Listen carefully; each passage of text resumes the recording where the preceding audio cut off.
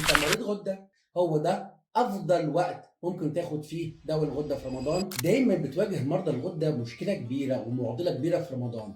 اخد دواء الغده امتى؟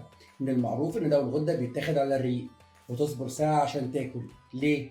دواء الغده لازم يتاخد على معده فاضيه عشان امتصاصه، لان خلال ساعه لو اكلت بيحصل تداخل معاه مع الاكل ومع الشرب.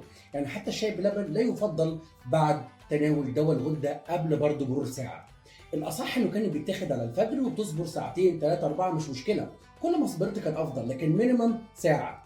فيجي رمضان اخدناه على المغرب وصبرنا شويه واكلنا، الساعه ما كانتش فاتت. ثانيا الميعاد، هرمون الغده مرتبط بدوره حياه اليوم، اللي هو يفضل يتاخد دايما على الفجر 5 6 7 الصبح، افضل ميعاد انك تاخده فيه. هنعمل ايه في رمضان؟ الحل سهل جدا، ما تاخدوش على المغرب. الله، طب اعمل ايه؟ ده الدكتور قال لي اخده قبل الاكل بساعه.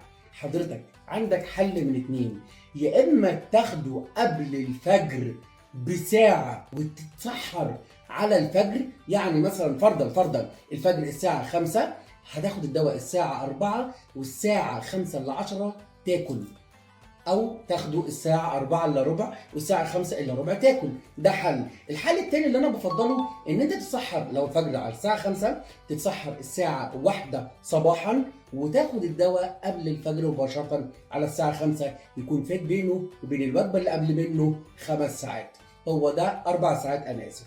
هو ده افضل وقت ممكن تاخد فيه دواء الغده في رمضان، انك تاخده على اذان الفجر، يا قبل الفجر بساعه يا اما على اذان الفجر. ده افضل وقت عشان ما تتعبش. فكره الميعاد على المغرب في رمضان حتى لو صبرت ساعه فكره مش جيده. تابعوا حلقات رمضان.